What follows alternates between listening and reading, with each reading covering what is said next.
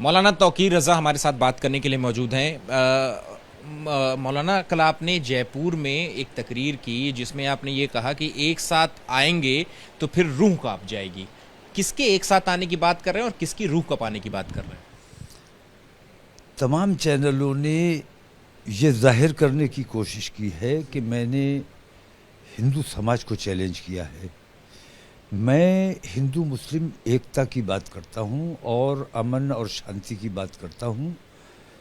मैं 24 तारीख का जो मेरा प्रोग्राम है रामलीला ग्राउंड में, उसमें मैं हुकूमत के सामने अपनी मांगे रखना चाहता हूँ और हुकूमत को ही मैंने ये बात कही है कि अगर आपने हमारी मांगे संजीदगी से गौर नहीं किया, नहीं मानी, तो फिर 15 दिन के बाद हम फिर आएंगे दोबारा और उस वक्त इस तादाद में आएंगे। अभी हमारी कॉल ऑल इंडिया नहीं है, ऑल इंडिया कॉल देंगे और चक्का जाम करेंगे और बाज़ार बंद होंगे इंशाल्लाह। तो तमाम हिंदुस्तान के मुस्लिम बाज़ार बंद कराए जाएंगे और हुकूमत की रूह कांप जाएगी। असल में मेरा काम, जब मैं हुकूमत के सामने अपनी मांगे रख रहा हूँ तो मेरा मकसद हुकूमत को से ही कहना है ना। उसको हिंदू मुस्लिम का एंगल देकर लोगों ने भ्रम पैदा करने की कोशिश की है। लेकिन क्यों जरूर आप ऐसी अपील कर रहे हैं मुसलमानों को दिल्ली की सड़कों पर लाने के लिए, दिल्ली का घेराव करने की भी आपने जो है बात कही, तो आखिर क्यों ये जो है इसकी ज़रूरत आन पड़ी? जब से माननीय नरेंद्र मोदी की सरकार आई है तब से मुल्क के अमन व अमान को ख़तरा लाहक हो गया है और आज प्रधानमंत्री को भी ये कहना पड़ रहा है कि एक रहोगे तो सेफ रहोगे। तो मैं पूछना चाहता हूँ कि ये किससे कहा है और कौन अनसेफ है, किसकी हिफाजत को ख़तरा है? क्या मुसलमान, जो थोड़ी सी तादाद मुसलमानों की है, क्या उससे किसी को ख़तरा हो सकता है?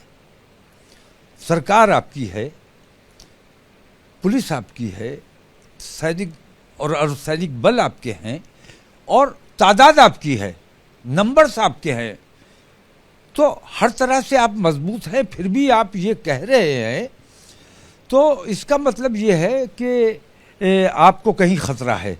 तो ये ख़तरा दिखाकर हिंदू समाज को गुमराह किया जा रहा है।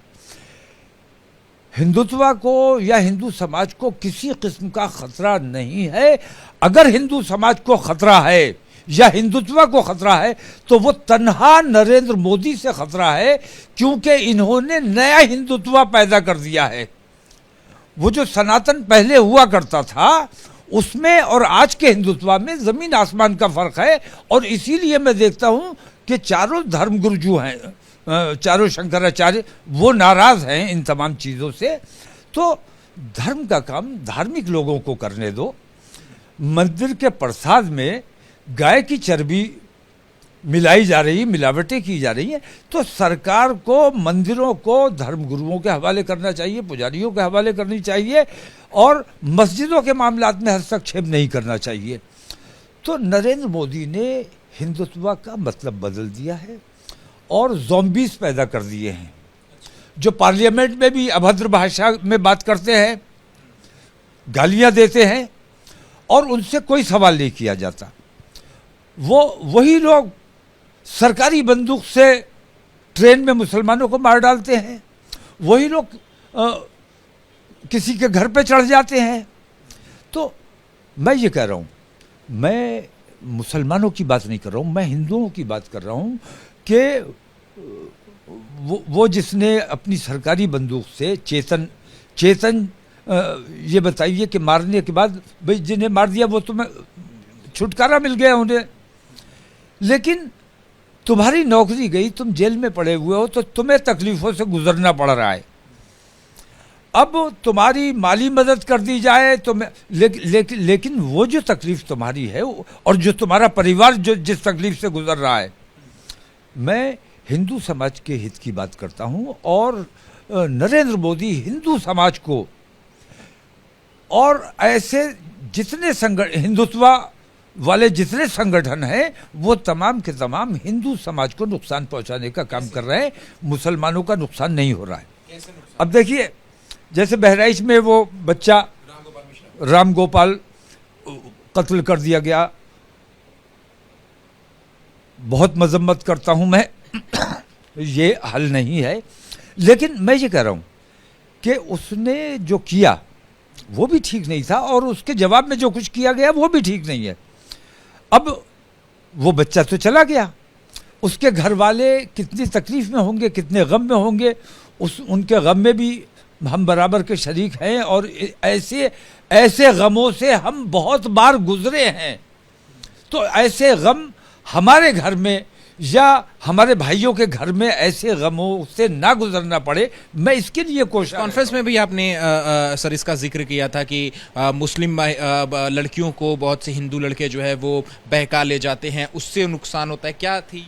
नहीं, मैंने पहले भी ये बात कही है कि हिंदूवादी संगठनों ने ये मुहिम चलाई कि मुस्लिम लड़कियों को बहकाओ, उनको गुमराह करो, उनको लेके आओ, और लव ट्रैप जिसे कहते हैं, लव जिहाद हमारे ऊपर इल्ज़ाम है, हम ये काम नहीं करते हैं। हम पर इल्ज़ाम इसलिए रखा जा रहा है क्योंकि वो ये काम कर रहे हैं, और उन पर उंगली ना उठाई जाए, वो पहले से हमारे ऊपर उंगली उठा के अपने आप को सेव करने की कोशिश करते हैं। तो ये जो इन्होंने माहौल बनाया, मैं ये पूछता हूँ कि हज़ारों लड़के मुस्लिम लड़कियां लेकर चले गए हैं, तो अब जिस हिंदू लड़के का मुस्लिम लड़की का अधिकार था, तो वो हजारों हिंदू लड़कियां तो बैठी रह गई। तो ये हिंदू समाज का नुकसान करने का काम, मुस्लिम दुश्मनी में जो कुछ भी आप कर रहे हो उससे मेरा नुकसान नहीं हो रहा है, क्योंकि मैं तो चाहता हूं कि जो कमज़ोर दीन के, कमज़ोर ईमान के लोग हैं वो मुझे छोड़कर चले जाएं। लेकिन तुम्हारे समाज की जो बेटियां बैठी रह जाएं, उनके लिए मैं तकलीफ महसूस करता हूं। उन बेटियों के बारे में तुम हिंदूवादी संगठनों को सोचना चाहिए, हिंदू समाज को सोचना चाहिए कि ये हिंदूवादी जितने संगठन हैं जो इस किस्म के बातें कर रहे हैं, क्या ये तुम्हारे हितैषी हैं, तुम्हारे बारे में सोचते, तुम्हारा फायदा कर रहे हैं या नुकसान कर रहे हैं? ये हिंदू समाज के सोचने की। सर आप ये कह रहे हैं कि जो मुस्लिम लड़कियां हैं जो हिंदू युवकों के साथ जो है वो शादी कर लेती हैं, तो उनका ईमान कमजोर है, वो मुसलमान नहीं रह गई?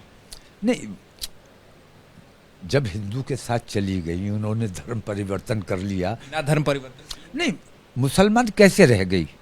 मैं इस बात को कर ही नहीं रहा हूं। हिंदुस्तान में तो हिंदुस्तानी सभ्यता के मुताबिक जो काम होने चाहिए वो हो ही नहीं रहे हैं। ये लेस्बियन और गे जिसे आम कर दिया गया है, क्या ये हिंदुस्तानी सभ्यता हो सकती है? इसके खिलाफ हिंदू समाज आवाज क्यों नहीं उठाता कि ये हमारी सभ्यता नहीं है? मैं इसके खिलाफ आवाज उठा रहा हूं, और मेरी आवाज को हमेशा हिंदू मुसलमान के एंगल से देखा जाता है। मैं ये बात कह रहा हूं कि एक हिंदू लड़के का जिम्मेदारी थी, और उसके घर में एक हिंदू लड़की इज्जत के साथ रह सकती थी, लेकिन वो मुसलमान लड़की लाकर उसने उस हिंदू बेटी का अधिकार मार दिया। तो ऐसी हजारों हिंदू बेटियां हैं जिनका अधिकार था इन लड़कों पर, लेकिन इन्होंने वो अधिकार मुस्लिम लड़कियों को दे दिया और हिंदू लड़कियां महरूम रह गई। हम हिंदू समाज की हिमायत की बात कर रहे हैं, और हिंदू समाज को इस तरफ तवज्जो देनी चाहिए। एक और बात आपने कही कल कि हमने मुस्लिम लड़कों को, मुसलमानों को कंट्रोल में कर रखा है, अगर कंट्रोल हमारा हट गया तो फिर बहुत बुरा हो जाएगा, इस तरीके की भी बात कही। इसका क्या मतलब है और क्या कंट्रोल में कर? नहीं, मैंने बुरा हो जाएगा नहीं कहा है। मैंने ये कहा है कि हमने अपने नौजवानों को कंट्रोल करके रखा हुआ है। बुज़दिल नहीं है हमारे नौजवान बुज़दिल नहीं है, लेकिन हम अपने मुल्क का अमनो अमान नहीं बिगड़ने देना चाहते। हम लिंचिंग की जाती है, हम सब्र करते हैं। हमारे बुजुर्ग की दाढ़ी पकड़ के मारा पीटा जाता है। नौजवान लड़के, सेहतमंद लड़के एक बूढ़े आदमी की बेइज्जती करते हैं, उन्हें शर्म नहीं आती। बुलडोज़र चलाए जाते हैं, हमारी बिल्डिंगें ढाई जाती हैं, हमारे बच्चों का इनकाउंटर कर दिया जाता है, मस्जिदों पर हमला किया जाता है।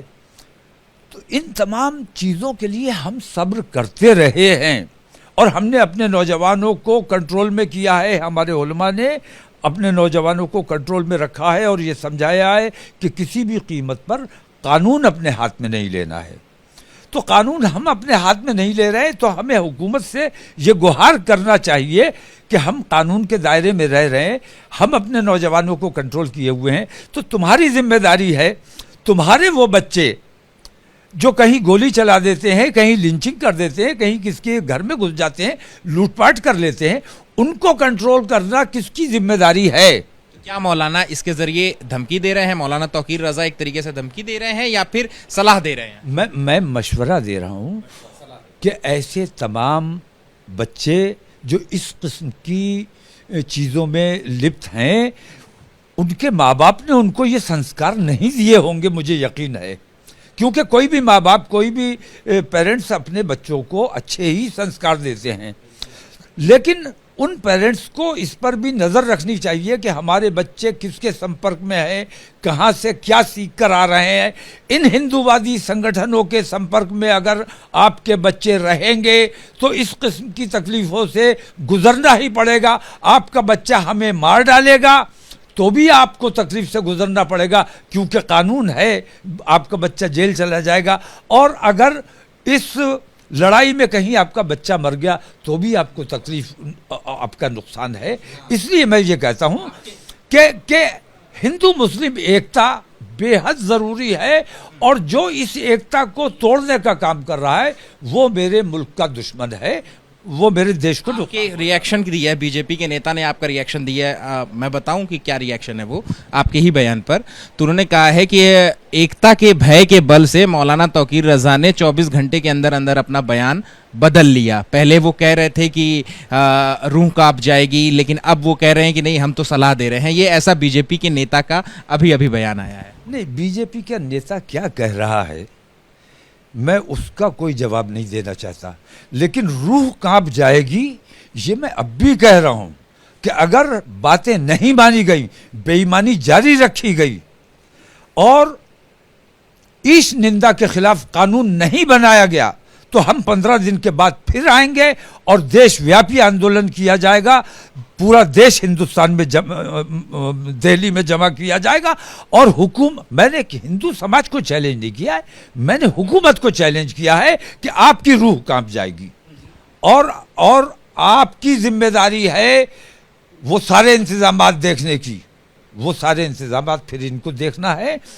तो उन तकलीफ़ों से बचने के लिए हिंदू मुस्लिम का एंगल छोड़ दीजिए, देश के बारे में सोचिए, देश का काम कीजिए। आपने देश को खोखला बना दिया, देश को कमज़ोर कर दिया, देश की संपत्तियां बेच डाली, एयरलाइन बेच डाली, हवाई अड्डे बेच डाले, सब कुछ बेच डाला। अब वक्त बेचना चाहते हो तो तुम्हारी ये बेईमानियाँ पूरा हिंदुस्तान नहीं पूरी दुनिया देख रही है, और पूरी दुनिया में हमारा देश बदनाम हो रहा है। हमें इस बात की तकलीफ है और हम हर नुकसान बर्दाश्त कर सकते हैं, हर तकलीफ बर्दाश्त कर सकते हैं। हमने अपने बच्चों की लाशें भी उठाई हैं, लेकिन हुजूर नबी करीम अलैहिस्सलातु व तस्लीम की शान में गुस्ताखी किसी भी हालत में बर्दाश्त नहीं कर सकते।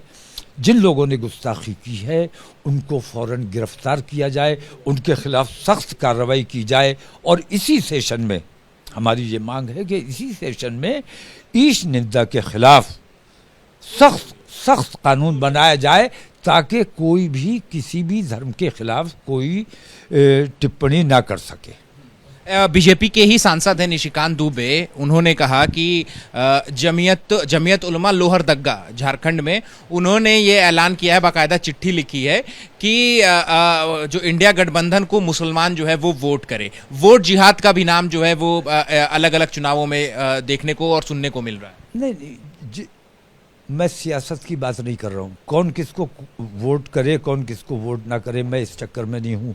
मैं सिर्फ रसूल आज़म की शान में जो गुस्ताखी हुई है उसके ख़िलाफ़ खड़ा हुआ हूँ, और उसके ख़िलाफ़ मैं समझता हूँ मुसलमानों का बच्चा बच्चा इस तकलीफ़ को महसूस कर रहा है, और इंशाअल्लाह 24 तारीख को रामलीला ग्राउंड में आपको ये देखने को मिलेगा। शुक्रिया बात करने के लिए। कैमरा पर्सन रवीश पांडे के साथ Ahmad Bilal, ABP news, Delhi. For exclusive and insightful videos, subscribe to our new channel ABP Live Premium. Podcast.